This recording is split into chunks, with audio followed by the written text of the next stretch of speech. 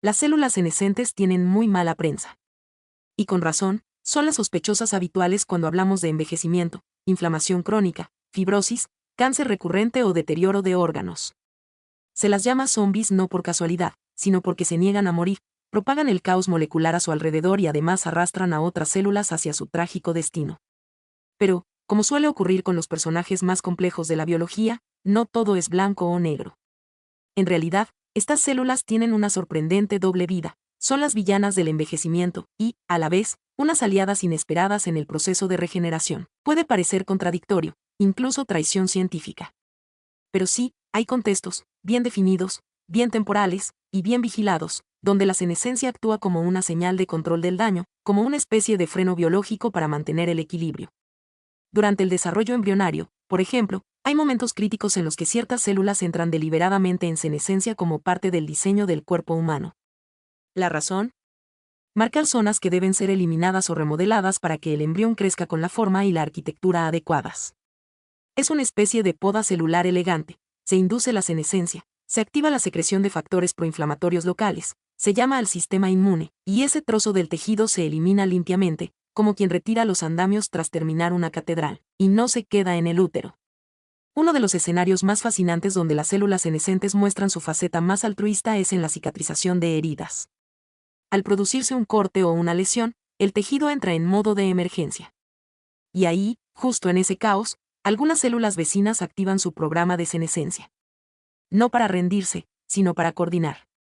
Estas células secretan una mezcla de señales, lo que se conoce como SASP, o fenotipo secretor asociado a la senescencia, que incluye factores de crecimiento, citoquinas, proteínas de remodelación extracelular, todo un cóctel inflamatorio que suena muy mal, pero que, en las dosis y tiempos adecuados, es justo lo que se necesita para atraer células inmunes, activar fibroblastos reparadores, reclutar células madre y restablecer el tejido dañado. Lo más importante, estas células senescentes útiles asterisco no se quedan para siempre asterisco.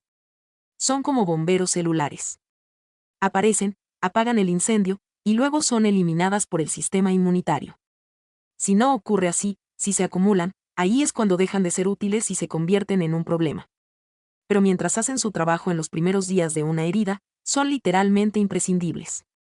De hecho, en modelos animales donde se bloquea artificialmente la inducción de senescencia en lesiones cutáneas, la herida tarda más en cerrar, hay menos vascularización, y la arquitectura del tejido final es peor.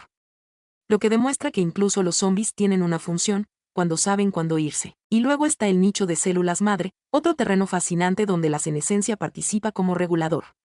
En tejidos como la médula ósea, el músculo o el intestino, existe una constante renovación a partir de células madre adultas. Pero estas necesitan un entorno muy controlado, con señales precisas que les indiquen cuándo activarse, cuándo dividirse, cuándo mantenerse en reposo. Algunas células senescentes situadas estratégicamente en ese nicho actúan como centinelas.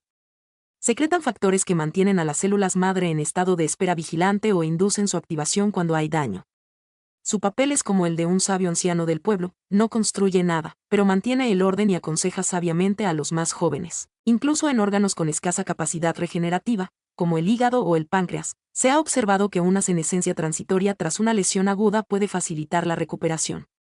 En el hígado, por ejemplo, tras una hepatectomía parcial, se activan zonas de senescencia en el tejido restante, y eso parece modular la proliferación del resto de los hepatocitos para evitar una regeneración desordenada.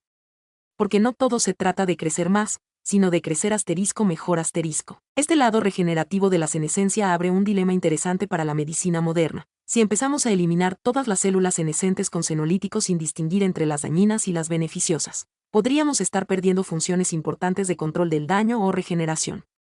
Sería como fumigar todo un bosque por culpa de unas pocas plagas, y acabar matando también a los polinizadores.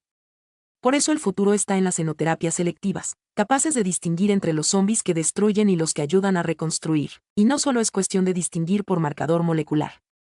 Es cuestión de contexto, de tiempo, de entorno. Una misma célula senescente puede ser útil en la fase aguda de una lesión, y peligrosa si se queda meses después. O puede ser protectora en el nicho de células madre, pero perjudicial en un tejido inflamado crónicamente.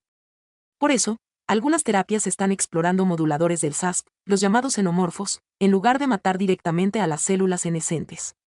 Sería como reeducar a los zombies, hacer que dejen de gritar y empiecen a hablar en tono bajo, o al menos que limpien su desorden tras causar el caos celular. Así que tal vez el gran descubrimiento de esta década no sea solo cómo eliminar células senescentes, sino cómo gestionarlas.